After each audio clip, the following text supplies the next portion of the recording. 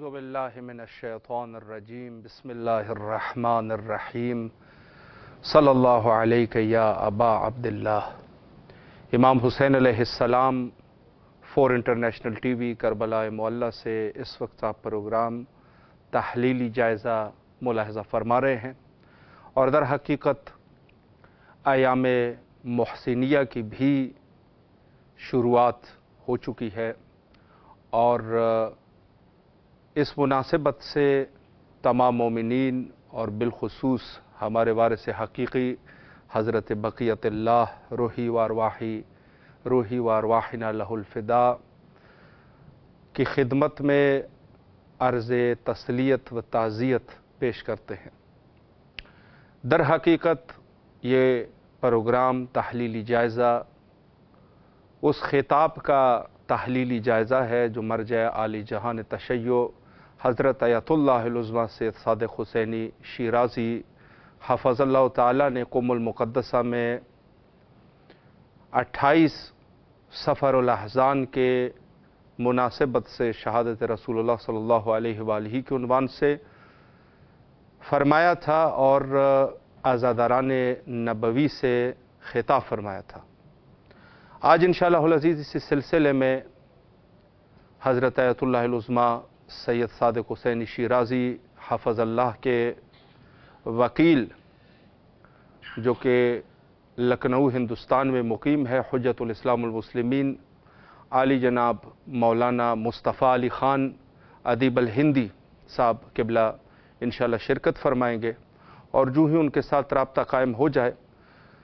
اسی ٹاپک پہ انشاءاللہ گفتگو کریں گے۔ کچھ نکات مرجع عالی جہان تشیع حضرت آیت اللہ العظمیٰ سید صادق حسینی شیرازی حفظ اللہ نے فرمائے تھے، اور گزشتہ کل کا دن بھی اسی کے عنوان سے ہم نے انہی نکات پہ گفتگو کی، اور چونکہ ظاہر ہے کہ جس طریقے سے خطاب کا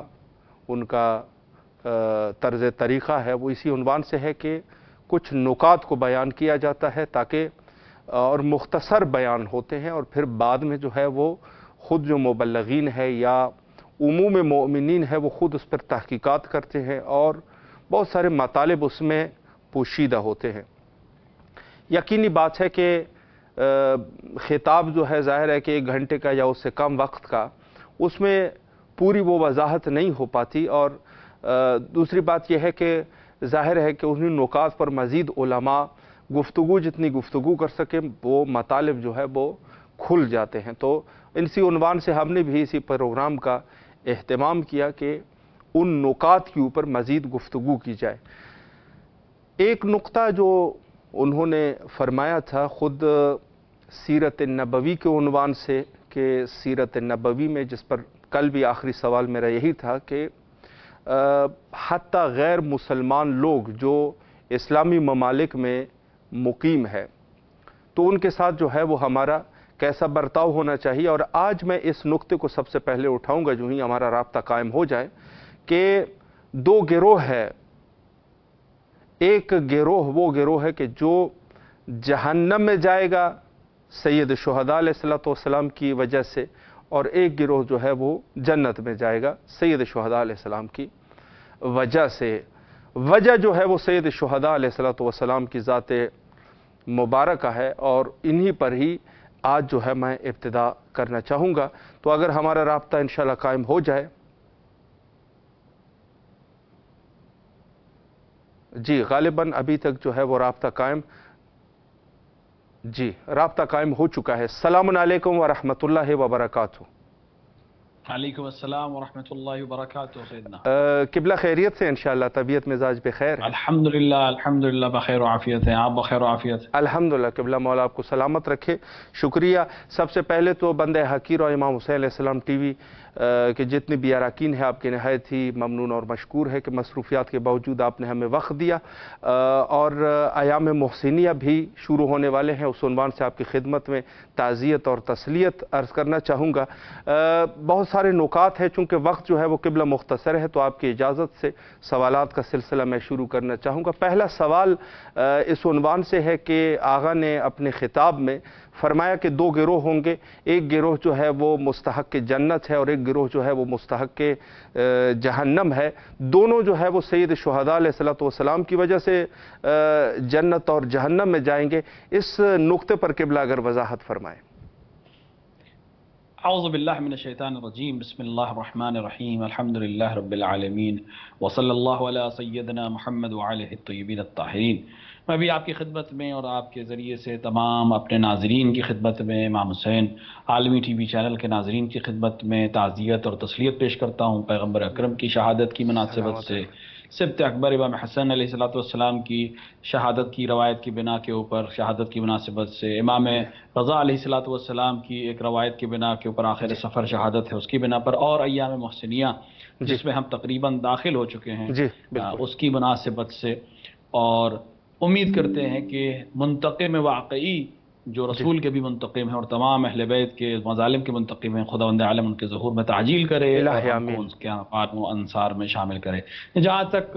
سوال کا مسئلہ ہے، مرجع علی قدر حضرت آیت اللہ علماء سے صادق حسینی شیرازی نے اپنے سالانہ خطاب میں جو 28 سفر کو آپ نے انجام دیا قوم المقدسہ میں اپنے بیت الشریف پہ، اس میں جس چیز کی طرف اشارہ کیا آپ نے کہ دو گروہ ہوں گے جو امام حسین علیہ السلام کی وجہ سے اپنی عاقبت کو دیکھیں گے۔ ایک گروہ وہ ہوگا جو امام حسین کی وجہ سے جنت میں داخل ہوگا، اور ایک گروہ وہ ہوگا جو امام حسین ہی کی وجہ سے جہنم میں داخل ہوگا۔ یہ بالکل ایسا ہی ہے کہ اگر انسان اس معنی کو سمجھ لے اور اس مفہوم کو سمجھ لے کہ امام حسین علیہ السلام ایک کسوٹی کا نام ہے، ایک اسکیل کا نام ہے، ایک ترازو کا نام ہے، بالکل، جس کے عمل اس ترازو کے اوپر کھرے اتریں گے، جس کے عمل اس ترازو کے اوپر حق پر رہیں گے، جس کے عمل اس ترازو کی مناسبت سے صحیح رہیں گے، وہ بہرحال جنت کا حقدار ہوگا۔ وہ انسان جو امام حسین کی عزاداری میں مشغول ہے، وہ انسان جو امام حسین علیہ السلام کی عزاداری میں مددگار ہے، وہ انسان جو عزاداری کے وسائل کو فراہم کرتا ہے، مامانے کو روکتا ہے، ہر کسی بھی طرح سے، اس سے سید الشہداء یا خدا یا ائمہ علیہ السلام اور معصومین کو ہمارے عمل کی قلت سے اور کثرت سے واسطہ نہیں ہے۔ جی بے شک، ہم جو کر سکتے ہیں وہ ہم نے کیا کہ نہیں، اور ہماری نیت اس عمل سے کیا تھی، یہ اہم چیز ہے۔ ایک انسان بہت امکان ہے کہ صرف 100 روپے خرچ کرے، لیکن اس کا رتبہ اس آدمی سے کہیں زیادہ ہو جو 10,000 روپے خرچ کرے۔ اس بات کے اوپر ہے کہ اس نے 100 روپے کتنے میں سے خرچ کیے اور اس نے 10,000 روپے کتنے میں سے خرچ کیے، تو یہ ایک بہت اہم چیز ہے۔ تو وہ افراد جو امام حسین علیہ السلام کی عزاداری سے یا امام حسین علیہ السلام کے دفاع میں یا امام حسین علیہ السلام کے سلسلے میں سعی اور کوشش میں ہیں، کوئی مجلس پڑھ رہا ہے، کوئی نوحہ پڑھ رہا ہے، کوئی سینہ زنی کر رہا ہے، کوئی حسینیہ تعمیر کر رہا ہے، کوئی چینل چلا رہا ہے، کوئی پانی پلا رہا ہے، کوئی گاڑی چلا رہا ہے، کوئی بھی عمل جو امام حسین علیہ السلام کے عزاداری سے متعلق ہو، ان کی شخصیت سے متعلق ہو، اس میں جو صحیح اور کوشش کر رہا ہے، یقیناً وہ حقدار ہے کہ وہ جنت میں جائے، اور وہ یقیناً جنت میں جائے گا۔ اور اسی کے بالکل برعکس جو انسان امام حسین علیہ السلام کے سلسلے میں خراب کاری کرے، ان کی عزاداری کی مخالفت کرے، ان کے عزاداروں کو اذیت کرے، ان کے عزاداری کے سلسلے میں رکاوٹوں کو ایجاد کرے، ان کے عزاداری کے سلسلے میں شبہات کو ایجاد کرے، کسی بھی طرح سے عزاداری کے یا امام حسین کی شخصیت یا ائمہ علیہ السلام کے خلاف، حق کے خلاف اقدام کرے، یقیناً وہ جہنم کا حقدار ہوگا، کیونکہ خداوند عالم نے بھی قرآن میں بہت واضح کہہ دیا ہے کہ وَمَن يَعْمَلْ مِثْقَالَ ذَرَّةٍ خَيْرٍ يَرَهُ، جو آدمی ذرہ برابر بھی نیکی کرے گا وہ دیکھے گا، وَمَن يَعْمَلْ مِثْقَالَ ذَرَّةٍ شَرًّا يَرَهُ، وہ بھی ہے، جو شر کرے گا ذرہ برابر وہ بھی اس کا نتیجہ دیکھے گا۔ امام حسین علیہ السلام میزان ہیں، جس نے ان سے محبت کی اور عمل اس لحاظ سے کیا وہ خیر اور اس کے نتیجے کو دیکھے گا، اور جس نے ان کی مخالفت کی وہ شر اور اس کے نتیجے کو دیکھے گا، جس کی طرف مرجع علی قدر نے اپنی تقریر میں اشارہ کیا، اور ہمارے لیے بالکل واضح سی چیز، اور ہمیں اپنے ہر عمل کو کرتے وقت اس کا خیال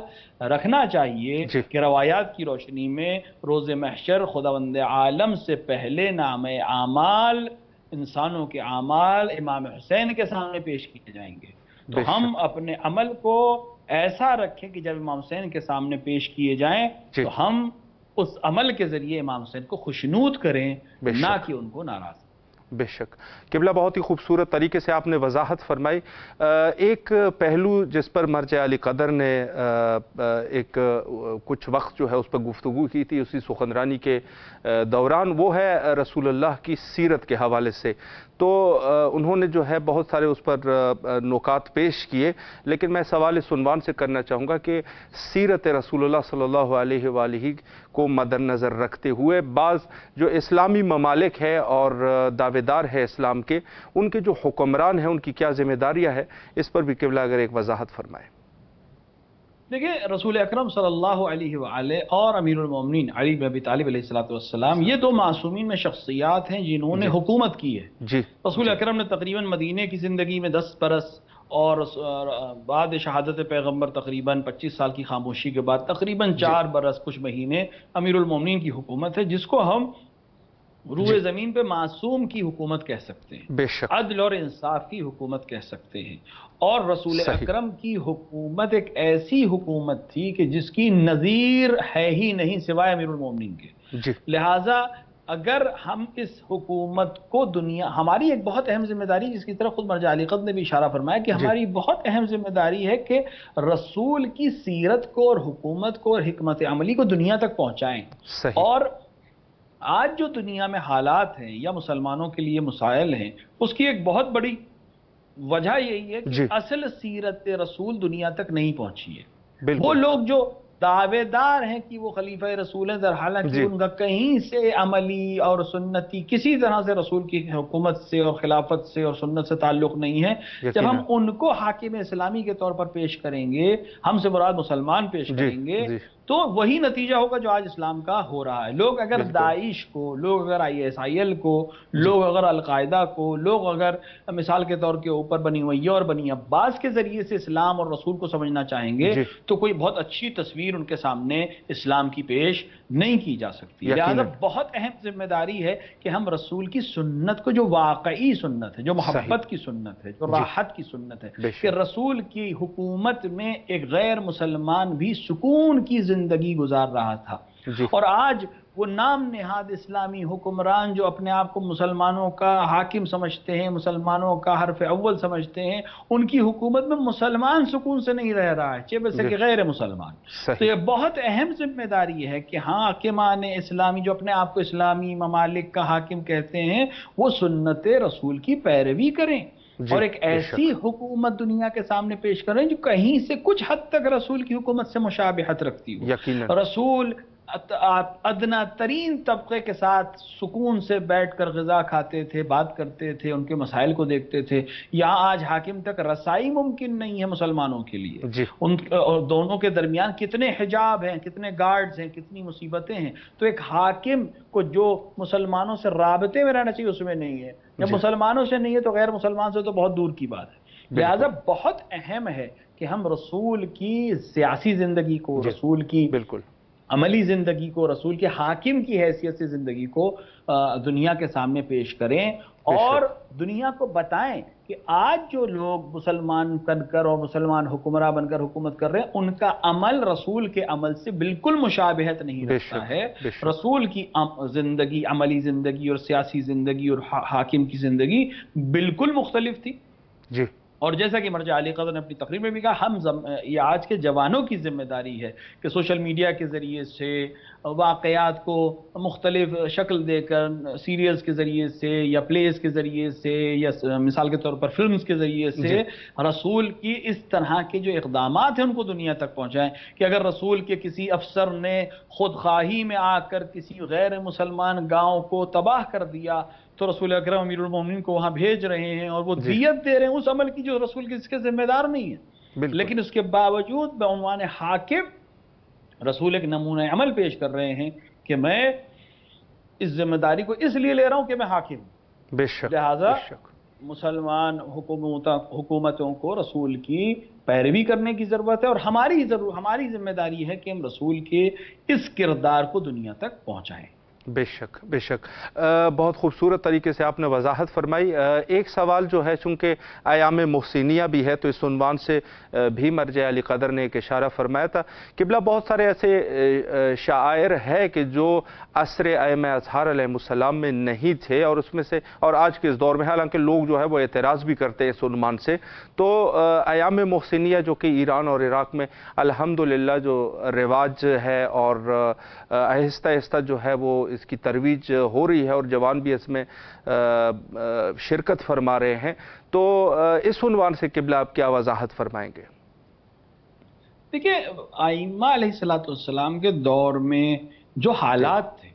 अगर इंसान उसको सही से समझ ले तो बहुत से मसाइल अपने आप हल हो जाएंगे। जी। आइम्मा के दौर में शिया इस तरह से जिंदगी नहीं गुजार रहे थे आज़ादी की जिस तरह आज हम जिंदगी गुजार रहे हैं। जी। वलो बहुत से ममालिक में अभी भी मुश्किलात हैं, लेकिन वो मुश्किलात यकीनन नहीं है जो आइम्मा अलैहिस्सलाम के ज़माने में थी। आइम्मा अलैहिस्सलाम के ज़माने में ज़ियारत करना कितना सख्त था, लोगों को हाथ कटवाने पड़ते थे, पैसे देने पड़ते थे, मोहर लगवानी पड़ती थी,